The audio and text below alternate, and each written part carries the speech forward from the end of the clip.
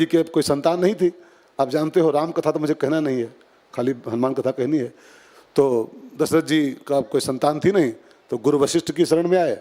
वशिष्ठ ने श्रृंगी ऋषि को बुलाया और श्रृंगी ऋषि के द्वारा यज्ञ कराया, पुत्र काम यज्ञ, उससे खीर निकली, यज्ञ से खीर मिली और उस खीर को यज्ञ भगवान ने दिया। दशरथ जी इस खीर को ले जाओ, रानियों को बांटो, तुम्हारे 4 बेटे होंगे। अब दशरथ जी वो खीर लेके घर आए, उसके 3 दोने बनाए, 3 उसके भाग किए। 3 रानियां हैं ना उनके, माता जी 3 माताएं हैं रानियां उनकी, कौशल्या सुमित्रा कैकेयी। तो 3 दोने बनाए और तीनों को दिया कि ये यज्ञ भगवान का प्रसाद है, इसको खाओ, तुम्हारे 4 बेटे होंगे 3 से।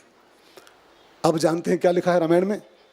वो तीनों रानियां जब दोना पाई अपना अपना हिस्सा, वो खीर वाला प्रसाद, तो एक आज्ञा है शास्त्रों में कि प्रसाद जब मिले, कोई भी प्रसाद, तो उसको तुरंत नहीं खाना चाहिए। प्रसाद पाओ तो उसको 1-2 सेकंड हाथ पे रख के जरा उसका दर्शन करो। वो खाली लड्डू नहीं होता है, खाली केला नहीं होता है, खाली वो सीरा नहीं होता है, वो प्रसाद होता है। प्रसाद मीन्स, प्रसाद में 3 अक्षर हैं, प्र, सा और द। ध्यान देके सुनिए मित्रों, प्रसाद। प्र माने होता है प्रभु का, प्र मीन्स प्रभु का, सा माने साक्षात और द माने दर्शन।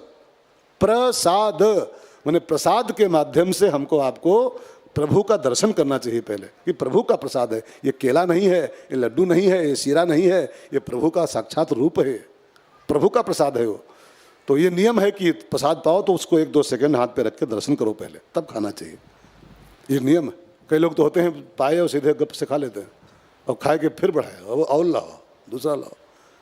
कई लोग तो इतने चतुर होते हैं, ऐसे मिलता है ना पेड़ा, तो उसको लेके पीछे कर लेते हैं ऐसे और दूसरा बढ़ाए खड़े हो, दूसरा बढ़ाए। हाँ, प्रसाद में भी चोरी करते हैं कई लोग, बेईमानी करते हैं। तो वो तीनों माताएं वो दोना लिए अपना अपना, और शास्त्र की आज्ञा है उसका थोड़ा दर्शन करो पहले, तो दर्शन कर रही थी उस खीर का। इतने में जानते क्या हुआ? एक पक्षी होता है चील, इधर मराठा में क्या बोलते हैं उसको, मराठी में चील, चील पक्षी होती ना एक, खार, धार, अच्छा घार, हाँ घार, GHAR। हाँ, अंग्रेजी में बोले तो नहीं, ईगल, ईगल होता है, ईगल, ईगल तो कुछ और होता है यार, है? उसको बोलते हैं शायद काइट अंग्रेजी में। काइट पतंग भी होता है, काइट चील भी होता है। हाँ? काइट ना, तो अब घार ही हुआ, कुछ और हुआ, घार, हाँ चील पक्षी। अब आप समझ गए होंगे काइट। तो वो चील पक्षी कहीं से उड़ता हुआ आया और तीनों माताएं खड़ी थी लाइन से अपने आंगन में, ऐसे वो देख रही थी, और चील आया और सुमित्रा मैया के हाथ का दोना छीना उसने। वो सब शंकर जी की व्यवस्था है, सब शंकर जी का इंतजाम सब हो रहा है अपने अपने जन्म के लिए। सुमित्रा मैया के हाथ का दोना छीना उस चील ने और लेके भागा गंधमादन पहाड़ की ओर। और वहां पर पवन देव की ड्यूटी थी, बाबा ने, शंकर बाबा ने पवन देव की ड्यूटी वहां लगा रखी थी कि तुम यहीं आसपास रहो, अंजना जी के आसपास। और जब वो चील लेके वो दोना आए घार, ठीक है ना, तो तुम्हारी ड्यूटी है कि झोंका मार के उसकी चोंच पर वो दोना छीन लेना है तुमको, और छीन के अंजना जी के आगे उसको उतारना है। इसी खीर से मेरा जन्म होना है, हनुमान का जन्म होना है। अब पवन देव ड्यूटी पर थे और वो चील जा रहा था लिए दोना उड़ता हुआ, बस वो ड्यूटी पूरी किए, मारा एक झपट्टा पवन देव ने उसकी चोंच पर, झोंका हवा का, और वो दोना छीन लिया और छीन के उसको आहिस्ता आहिस्ता उतार के लाए। अंजना जी जहाँ बैठी थी, तपस्या कर रही थी, उनके आगे उतार दिया। बाबा शिव ने उनसे कह रखा था जब खीर का दोना आए उसको तुम खा लेना, उसी से तुम गर्भवती हो जाओगी और तुम्हारे गर्भ से राम भक्त बेटा पैदा होगा।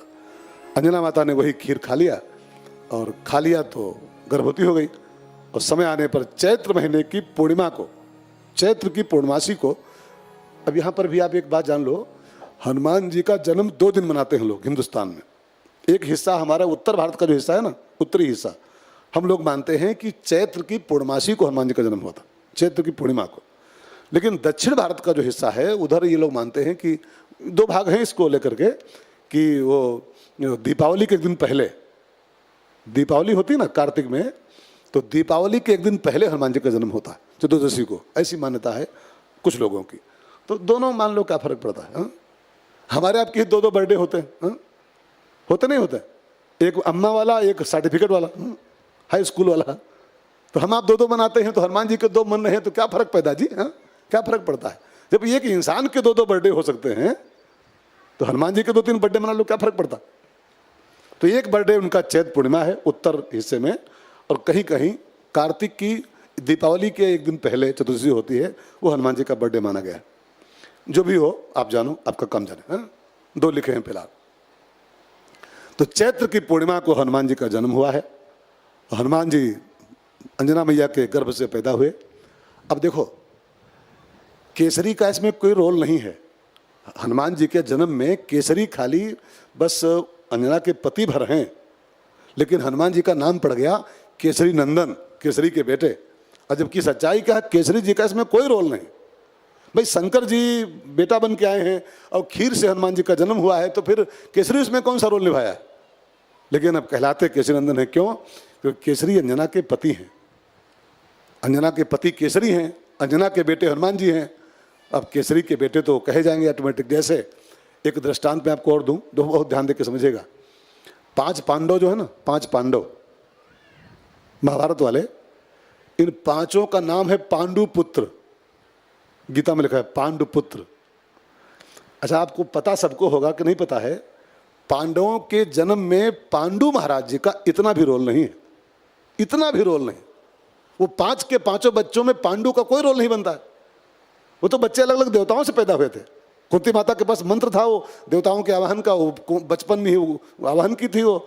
तो कर्ण पैदा हुआ था सूर्य से, है ना। फिर इंद्र को आवाहन की तो अर्जुन पैदा हो गया, धर्मराज का आवाहन की तो युधिष्ठिर पैदा हो गए, पवन देव का आवाहन किया तो भीम का जन्म हो गया। तो इसमें पांडु का कोई रोल नहीं है। लेकिन पांडवों का नाम क्या है? पांडुपुत्र। पांडुपुत्र क्यों? पांडुपुत्र क्यों, है ना। जब पांडु का कोई रोल नहीं है तो पांडुपुत्र किस बात के? क्योंकि पांडु की पत्नी है कुंती, खेत उसी का है वो कुंती। तो जो खेत का मालिक है तो फसल तो उसी कही जाएगी, साफ बात है। बोए भले कोई, लेकिन जिसका खेत होता है फसल का मालिक तो वही है। ऐसे जैसे पांडुपुत्र, पांडु के कोई रोल न होने के बाद भी पांडुपुत्र कहलाते हैं, ऐसे अंजना जी का जो बेटा हुआ है हनुमान, इसमें केसरी जी का कोई भी रोल नहीं है। लेकिन चूंकि केसरी की पत्नी अंजना माता, इसलिए शंकर सुवन गाओ केसरी नंदन, शंकर सुवन केसरी नंदन, तेज प्रताप महाजगवंदन, तेज प्रताप महाजगवंदन, शंकर सुवन केसरी नंदन, शंकर सुवन केसरी नंदन, तेज प्रताप महाजगवंदन, तेज प्रताप महाजगवंदन। तो हनुमान जी के जन्म की एक कहानी तो ये है, समझ गए ना ठीक से, कि जिस खीर से राम पैदा हुए थे उसी खीर से हनुमान का जन्म हुआ। तभी राम ने एक जगह इनको भाई भी कहा है हनुमान जी को, पढ़िए, रघुपति कीन्ही बहुत बड़ाई। आगे क्या है? तुम मम प्रिय भरत ही सम भाई। जैसे भरत मेरा भाई है, अच्छा तुम भी मेरे भाई ही हो। क्यों? क्योंकि जिस खीर से मैं पैदा हुआ उसी खीर से भरत जी पैदा हुए, तो उसी खीर से तुम भी पैदा हुए हो। तो जैसे भरत मेरा भाई है, अच्छा हनुमान भी मेरा भाई ही तो है। तो तुम मम प्रिय भरत ही सम भाई, भाई इसीलिए बोले। तो हनुमान जी का जन्म का एक प्रसंग तो ये है। लेकिन एक कथा और मैं सुना दूं आपको। मैंने एक किताब पढ़ी थी, कौशिकी संहिता। कौशिकी संहिता, उसमें हनुमान जी का जन्म एक अलग टाइप से दिखाया गया, अलग प्रकार से। तो उसको भी सुना दूं। आपकी इच्छा है कि नहीं सुनने की? एक जन्म तो ऐसे हुआ, समझ गए ना ठीक से इस कथा को। लेकिन एक कथा और सुन लो हनुमान जी के जन्म की। कौशिकी संहिता में एक टॉपिक आता है, छोटा सा टॉपिक है, ध्यान देकर सुनेगा। समुद्र मंथन में, जब समुद्र मंथन हुआ था ना वो अमृत के लिए, तो जब घड़ा निकला, अमृत का घड़ा, कथा से परिचित हो, तो उसको दैत्य लोग छीन ले गए घड़े को। तो देवता चिल्लाए कि अरे ठाकुर जी कैसे पिएंगे, तो निकाल भी मिला तो दैत्य लोग छीन ले गए।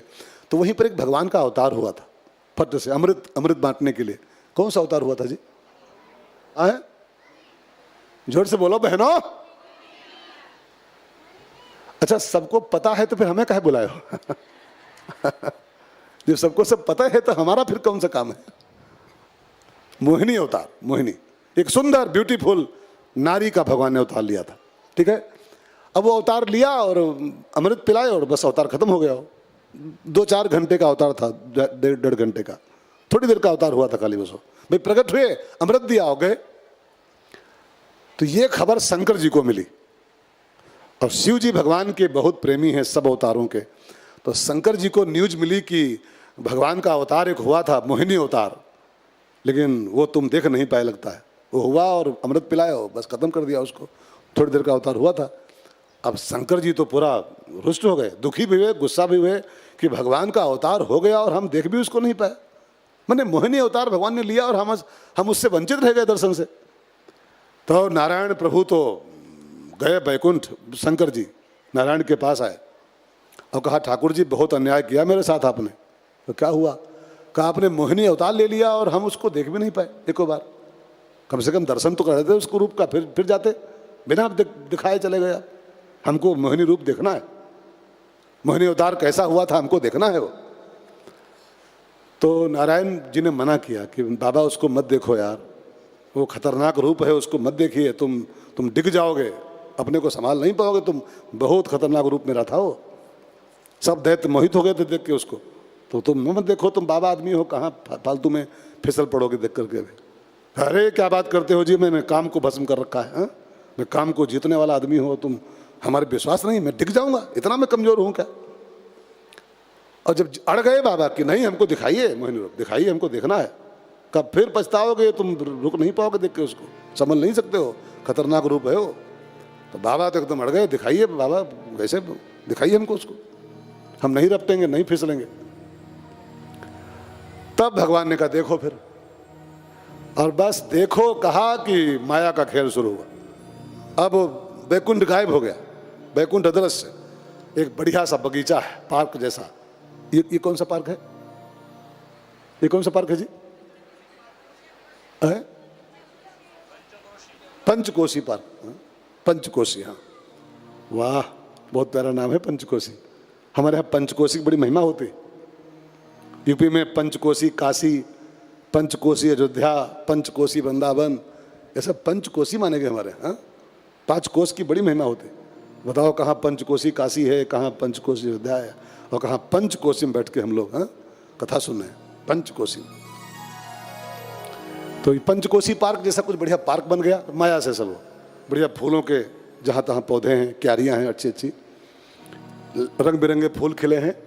और उसी बगीचे में, उसी पार्क में एक बहुत सुंदर सी महिला, झीनी झीनी साड़ी पहने, बहुत महीन साड़ी पहने, और एक हाथ में गेंद लिए और एक फूल लिए हाथ में, गुलाब का फूल, और एक हाथ में गेंद, और उसी गेंद को खेलती हुई मुस्काती हुई घूम रही है बगीचे में।